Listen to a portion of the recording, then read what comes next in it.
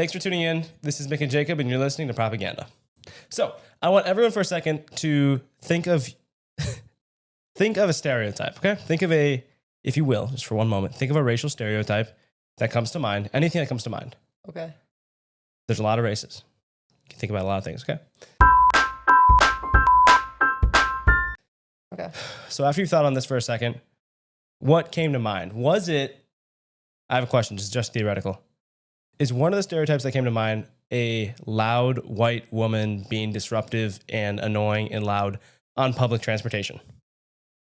Did that come to mind for anyone? Not me. No. Okay. So we don't generally think of white women being the loud, fat, annoying, like just degrading public Obnoxious. transport. Right.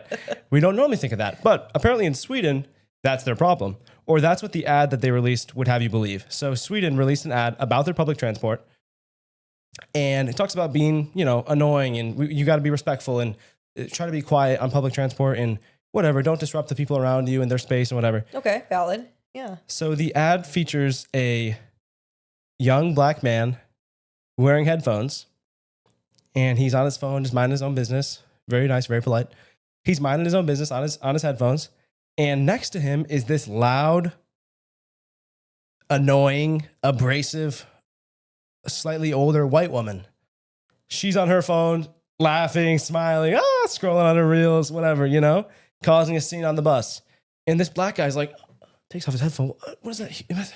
What am I hearing? Is that one of those loud, annoying white women that are always disrupting public transport? Is that one of them again? He turns around to his left, and it's her. Sure enough, it's her. I don't know why. If this doesn't resonate with you, I don't know what's wrong. But usually, and we don't want to be racist. We don't want to assume things. But usually, that's not how it goes. Usually, it's the other way. And it's not all black people, and it's not all white people. There are plenty of annoying white people on public transport too, right? Yeah. Plenty. I totally agree. It's funny that Sweden releases an ad, though, where the loud, annoying person is the white lady and the calm, professional, polite, whatever, the chill guy is the black guy with the headphones. Looking around like, do you guys hear this loud lady next to me? Like, what? You guys hearing this? That's not how it goes. It's usually not how it goes. Sometimes it works that way. Most of the time it doesn't. And we all know this. We can all observe it.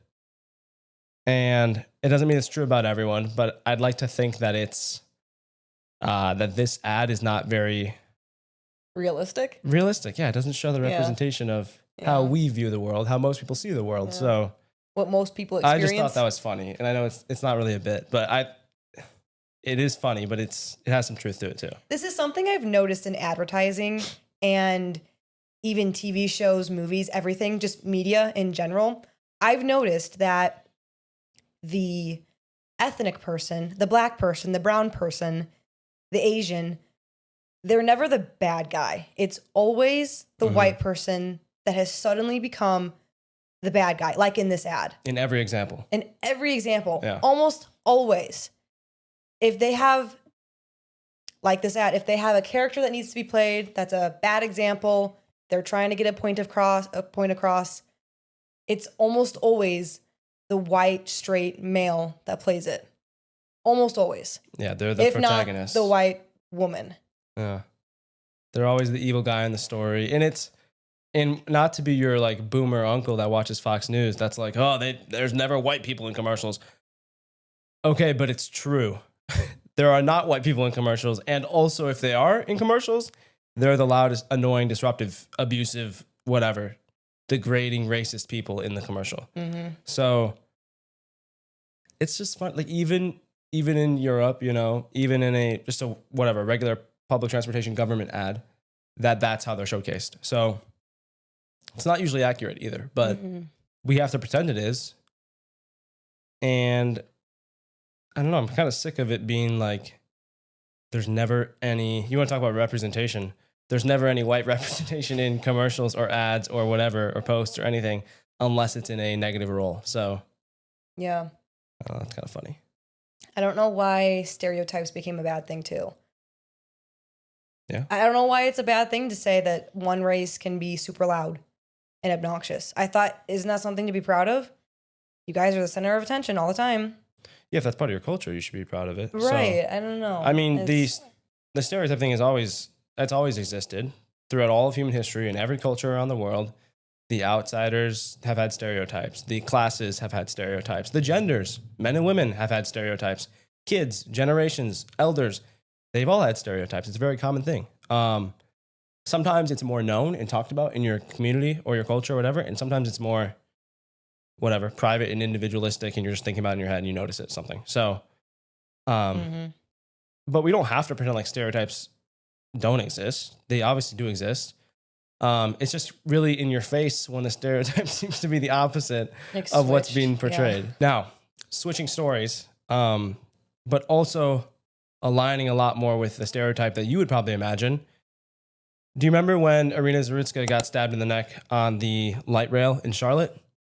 She got brutally murdered by they said he was homeless, a homeless black man riding the train behind her. And he stands up, stabs her in the neck, mumbles some stuff, and then walks out and just lets her bleed out to death.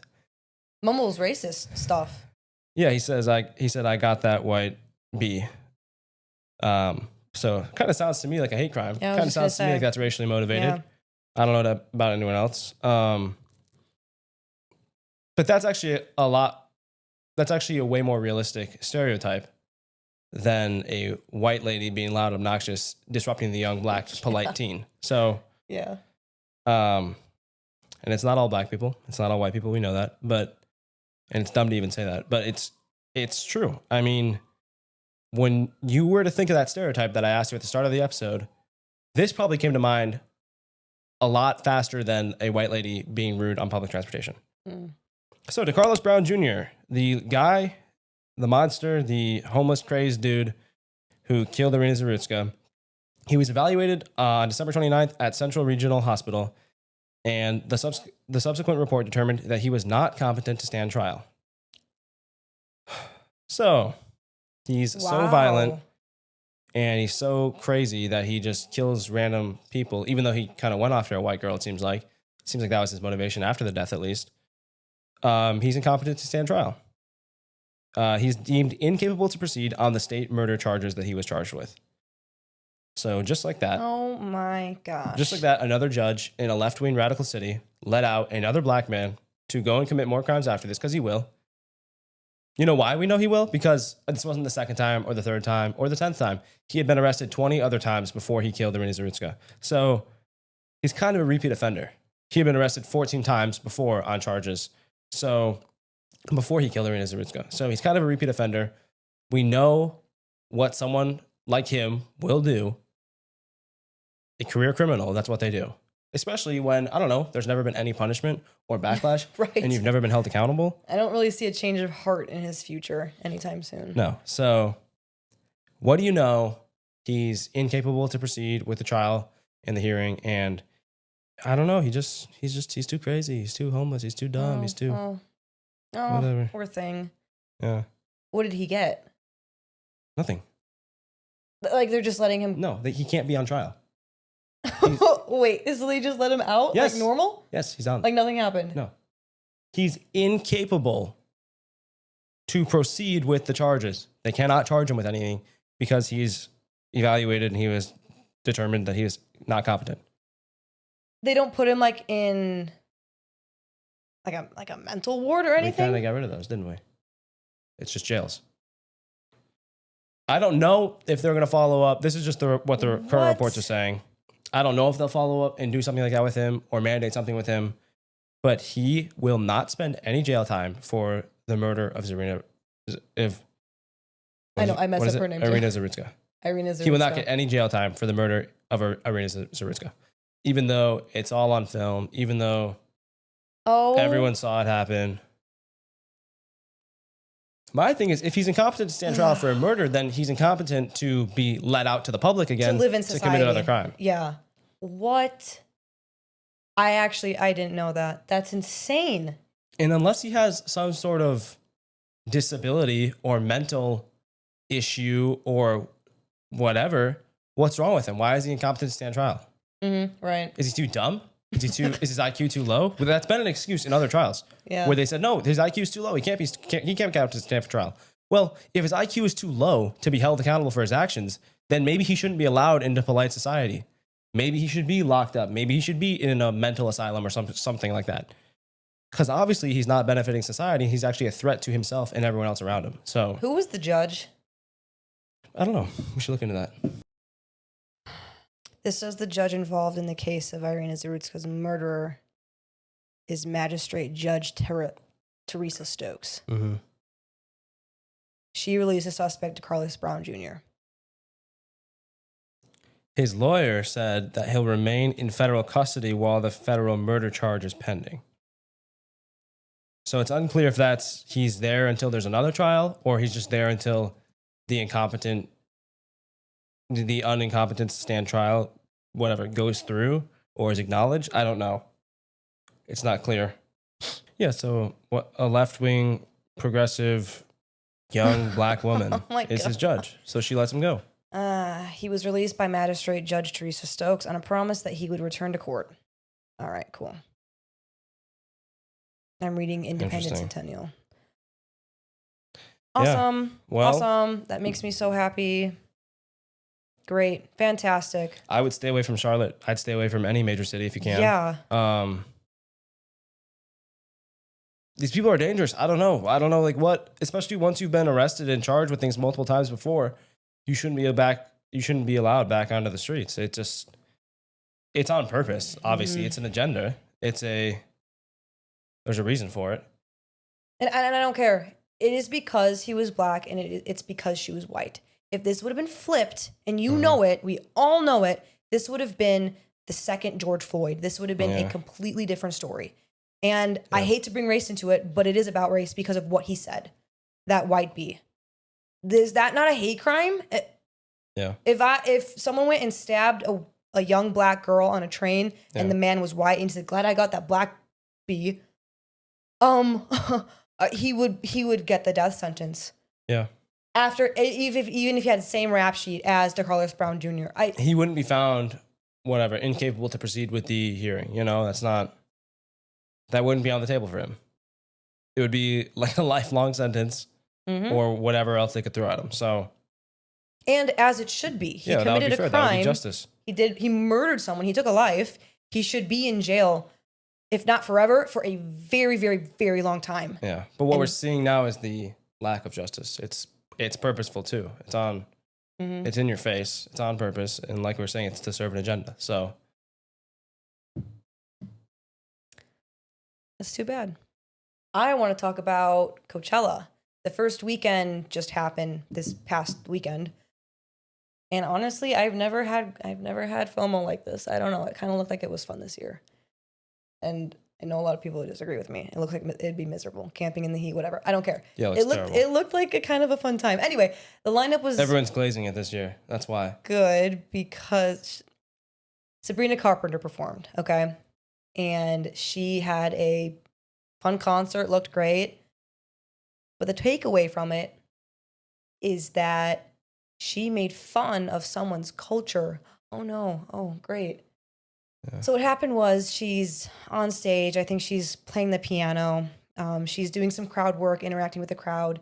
And someone lets out this like, I don't know, some yell, okay? And Sabrina goes, "Did I just hear someone yodel? Well, what was that?" And the person that did it was like, the person that did it does it again. That's my culture. She goes, "I don't like that." She goes, "That was weird. I don't like that." And the person that did it was like, "Are you serious? That's my culture. That's my culture." And she's like, "Don't do it again." And so now, guess what she's facing? Yeah. The death mob, the cancel culture mob. So now everyone's She's never upset, tried this one, right? But now she's begging for against the cancel mob. I hate you. Yeah. So now everyone's upset because she not only didn't recognize beautiful culture, but once she was told it was culture, she didn't immediately fold over and say, "Oh, that's beautiful, amazing. Do it again for everyone to hear." Yeah. She just carried on, said, "Okay, don't do that again. That was weird." Yeah. Everyone's saying it's like some Arabic, something. I don't know. Some Arabic. It was a pretty funny interaction. But what was even better was her apology afterwards. She tweeted this. She goes, "My apologies.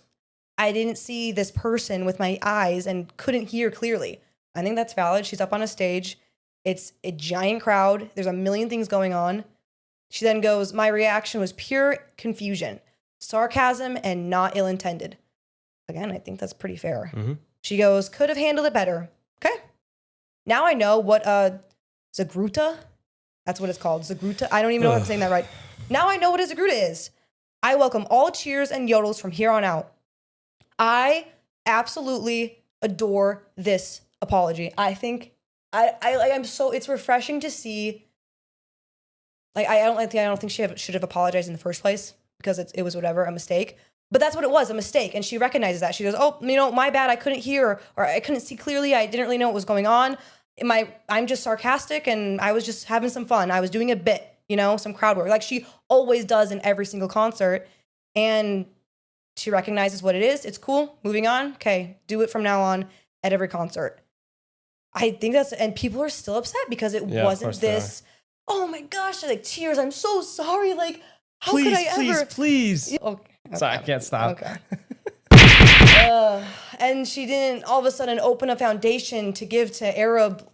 I don't know. Like, I love how she says she felt confusion, which is actually the usual response when you come across a culture that's not yours. Yeah, not yours.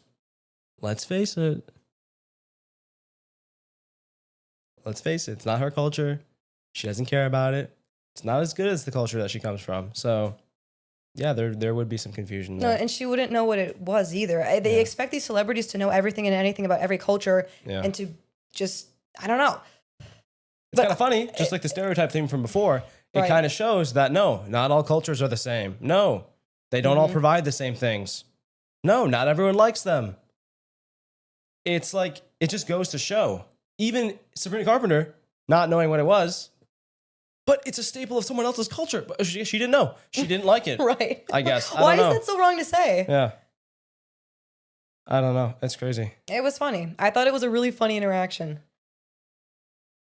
The crowd didn't hate it either when it happened. No, they all laughed. People were laughing about it. So, well, they probably didn't hear it either, to be fair. They probably didn't hear the Zagrota. I mean, the famed Zagrota. Can we look up what that's from? Okay, let's see. Who is responsible for the Zagrota? Gosh, I don't even know how to spell it. Oh, it's so racist. Oh, you butchered that. There's no results. Zagruta. Zagruta.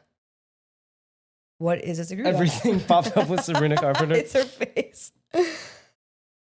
Okay. Insensitive and Islamophobic. Oh, they're calling it Islamophobic. Oh my word. Gosh. Okay, so this is an article from Prime Timer. I don't even know. From times long past, a sharp, trilling cry known as Zagruta echoes through celebrations led by women in Arab regions spanning from North Africa into the Middle East. Produced without instruments, the sound rises high, shaped by quick motions of the tongue. I thought it was an instrument. It sounded that amazing. I thought it was an instrument. Okay. This is crazy. Moments of collective joy. It's more than just a sound. Having been used constantly for hundreds of years by Arab cultures, carries a weight of tradition. Huh. Well, it doesn't have much weight when she's doing it in the US to a white artist. Right, no one knows what it who is. sings girly pop music.